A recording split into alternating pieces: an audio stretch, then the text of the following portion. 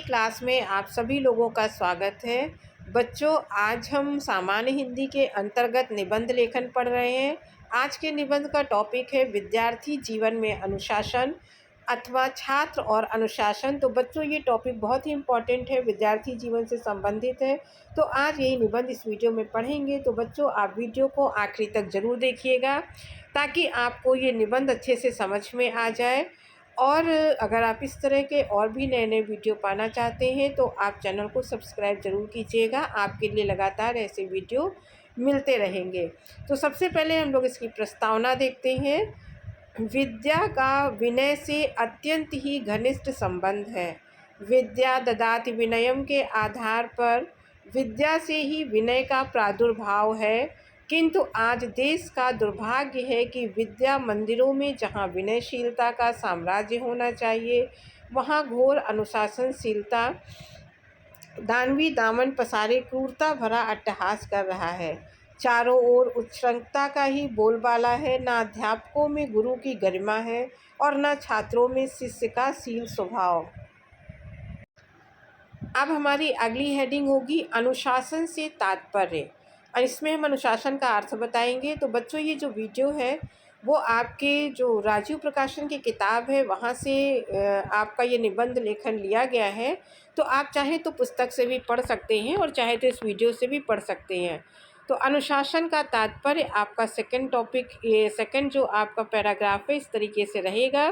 तो अनुशासन शब्द शास धातु से बना है, जिसका तात्पर्य शासन अथवा नियंत्रण करना होता है।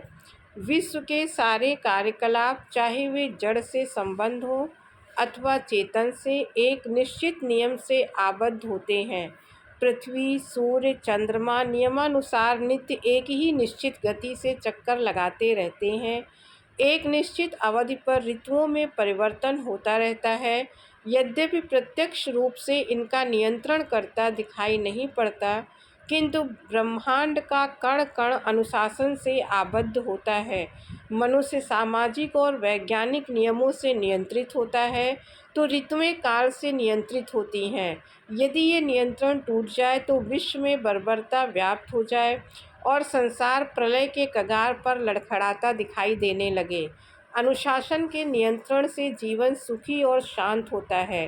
बिना अंकुश का हाथी, बिना लगाम का घोड़ा जिस प्रकार भयंकर और विनाशकारी होता है, ठीक उसी प्रकार अनुशासन रहित समाज अत्यंत ही विनाशकारी होता है।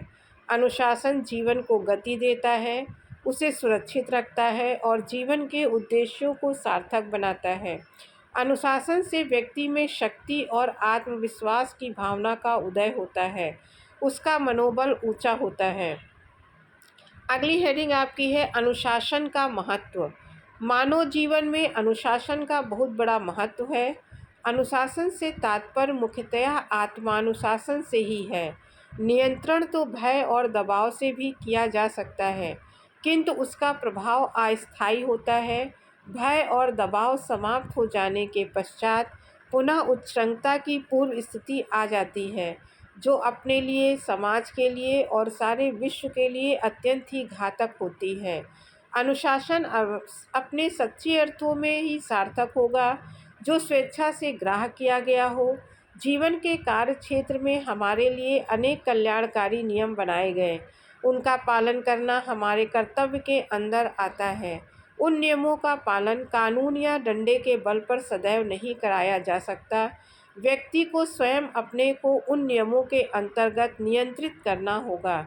यदि समाज के सभी प्राणी पूर्णतः नियंत्रित और अनुशासित हो जाएं, तो सर्वत्र सुख और शांति का साम्राज्य व्याप्त हो जाए, धरती पर स्वर्ग उतर आए। अनुशासन सभी सुखों की जड़ है। वह कठोरता का ऐसा पाषाण खंड है जिसके नीचे आनंद का मधुर जल स्रोत छिपा हुआ है। विद्यार्थियों में अनुशासनहीनता और उसके कारण। ये हमारे देश का दुर्भाग्य है कि विद्यालयों में, जहां हमारे राष्ट्र के भावी निर्माता गढ़े जा रहे हैं, अनुशासनहीनता अपनी पराकाष्ठा पर पहुंच चुकी है। सरस्वती के पावन मंदिर में अनुशासनहीनता के कारण दानवीर बर्बरताओं का ही राज है। छात्र अपने कर्तव्य को भूल गया है और अपने अधिकार की जोरदार मांग कर रहा है। विद्यालयों में शांतिपूर्ण शैक्षणिक वातावरण बनाने के लिए आज गंभीरतापूर्वक चिंतन मनन की आवश्यकता महसूस हो रही है। मोटे तौर पर विचार किया जाए तो विद्यालयों में व्याप्त इस अनुशासनहीनता के पीछे निम्नलिखित कारण काम कर रहे हैं। अब इसमें बताया जाएगा कि कौन कौन से कारण हैं जो अनुशासनहीन बना रहे हैं बच्चों को। तो पहला है अभिभावकों द्वारा बालकों की उपेक्षा। आज का अभिभावक अपने बच्चों को विद्यालय की चारदीवारी के भीतर बंद कराकर अपने उत्तरदायित्व से मुक्ति पा लेता है। परिणाम ये होता है कि बालक विद्यालय के घेरे से बाहर आते ही उन्मुक्त वातावरण में अपने को स्वच्छंद पाता है और अनुशासनहीन हो जाता है। अगला है दोषपूर्ण शिक्षा प्रणाली। मैकाले की शिक्षा प्रणाली आज भी बिना किसी परिवर्तन के स्वतंत्र भारत में भी ज्यों की त्यों व्यवहार में लाई जा रही है। येन केन प्रकारेण छात्र किसी भी प्रकार उत्तीर्ण होकर प्रमाण पत्र पाने के लिए एड़ी चोटी का पसीना एक करता है। भले ही उसमें योग्यता कुछ ना हो, किंतु प्रमाण पत्र प्राप्त करके वह अपनी रोजी रोटी पा सकता है। अतः इसके लिए बेकारी और बेरोजगारी के इस युग में वह नकल करता है, रोकने पर झगड़े के लिए उतारू होता है, छुरे और तमंचे निकालता है। इस प्रकार दोषपूर्ण शिक्षा प्रणाली के कारण भी छात्रों में अनुशासनहीनता अंकुरित होती है। अगला कारण है राजनीतिक दलों का प्रोत्साहन। अपरिपक्व बुद्धि वाले छात्रों को अनुशासनहीन बनाने में राजनीतिक दलों का पूरा हाथ है। ये छात्रों की लोकतांत्रिक शासन व्यवस्था के प्रशिक्षण के नाम पर विद्यालयों में छात्र संघों की स्थापना कराते हैं और उन्हीं की आड़ में अपना राजनीतिक रोटी सेकते हैं। छात्र इतने भावुक और संवेदनशील होते हैं कि आवेश में आकर बड़े से बड़ा अनर्थ कर देने में भी इन्हें कोई हिचक नहीं है। अगला है अध्यापकों के प्रति श्रद्धा का अभाव। आज का छात्र अध्यापक को अपना गुरु नहीं सेवक मानता है। गुरु के प्रति जो श्रद्धा होनी चाहिए वो उसमें नहीं है। इसके पीछे प्रबंध समितियों की पारस्परिक कलह, विद्यालयों की बढ़ती हुई संख्या, समाज दूषित वातावरण आदि अनेक कारण हैं। इसके साथ ही साथ अध्यापकों की दोषपूर्ण कार्य क्षमता भी इसमें कम सहायक नहीं है। अनुशासनहीनता के निराकरण के प्रयास। विद्यालयों में व्याप्त इस घोर अनुशासनहीनता के निराकरण के उपाय सोचना होगा।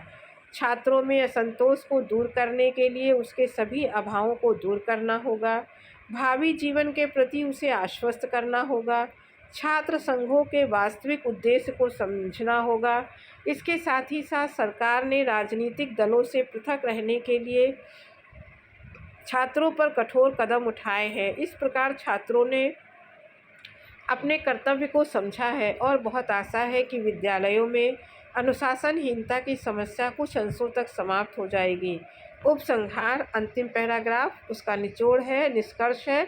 इसमें संदेह नहीं कि छात्रों में असीम शक्ति भरी हुई है। मनुष्य ने झरनों और प्रपातों के जल को अनुशासित करके असीम शक्ति एकत्रित करने में सफलता प्राप्त कर ली है। यदि छात्रों की इस असीम शक्ति को भी अनुशासित करके देश और समाज के कल्याण के कार्यों में लगाया जाए तो निश्चय ही इससे राष्ट्र का बहुत बड़ा हित होगा। तो बच्चों, ये जो निबंध था विद्यार्थी जीवन में अनुशासन, ये आपको समझ में आ गया होगा। अच्छा लगा हो वीडियो तो सब्सक्राइब कीजिएगा, लाइक कीजिएगा, शेयर कीजिएगा। अब अगले वीडियो में फिर किसी टॉपिक के साथ मिलेंगे, तब तक के लिए धन्यवाद।